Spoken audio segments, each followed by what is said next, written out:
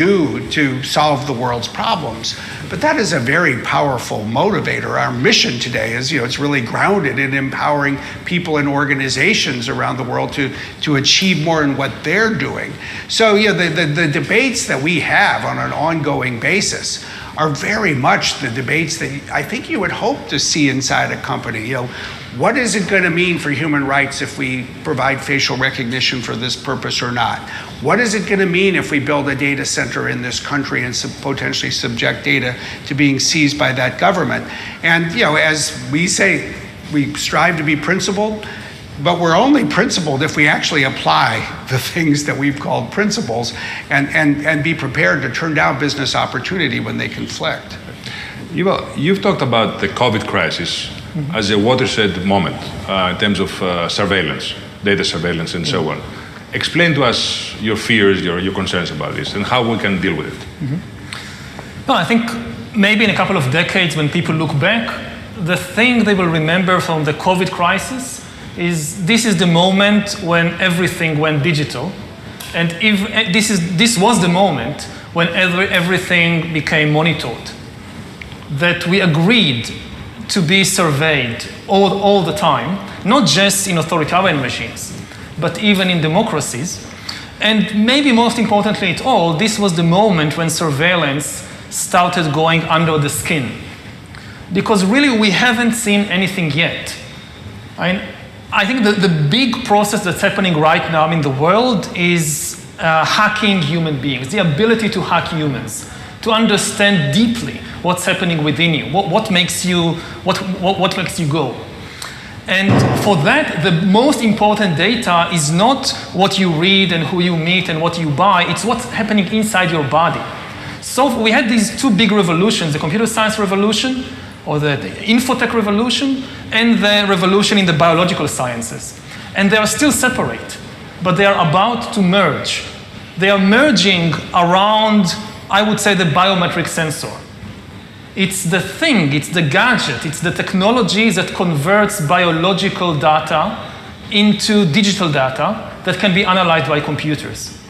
And having the ability to really monitor people under the skin, this is the biggest game changer of all. Because this is the key for getting to know people better than they know themselves. I often give the example from my own personal life that I realized I was gay only when I was 21.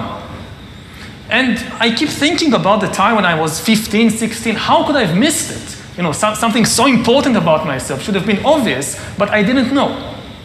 Now, today, or in 5 or 10 years, any algorithm of Microsoft or Amazon or the government would be able to know such a thing when I'm 12 or 13, just by monitoring what's happening in my body, what's happening to my eyes when let's say I see a boy and a girl walking on the beach.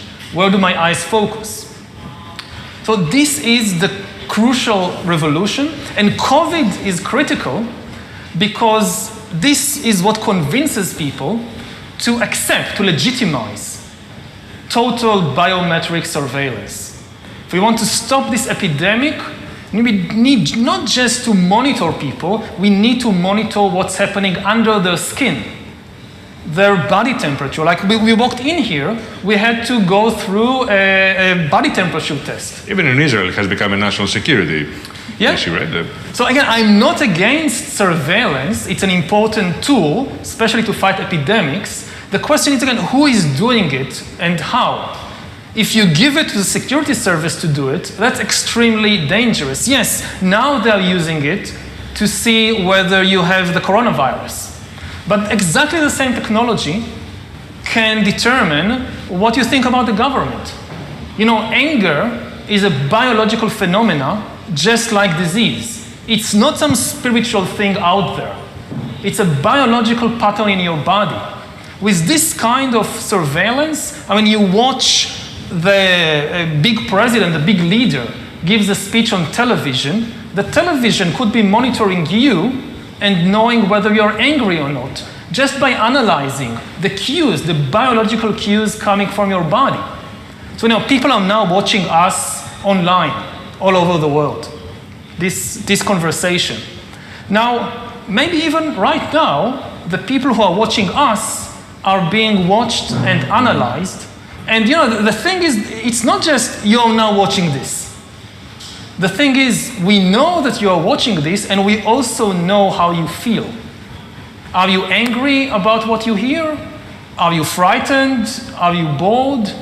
This is the kind of power that Stalin didn't have. When Stalin gave a speech, everybody, of course, clapped their hand and smiled. Now, how do you know what they really think about Stalin? It's very difficult.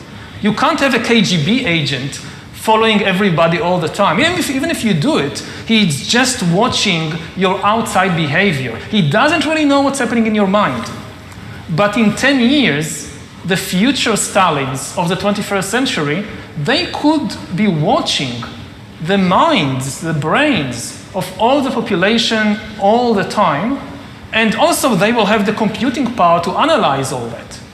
It's not just having an agent following everybody all the time. The agent in Stalin's days writes a paper report, and you have these millions of paper reports piling up in Moscow. Somebody needs to read them, to analyze them. That's impossible. Now you don't need human agents. You don't need human analyzers. You just have a lot of sensors and an AI which analyzes it, and that's it. You have the worst totalitarian regime in history. And COVID is important because COVID legitimizes some of the crucial steps, even in democratic countries. Kristen? So your question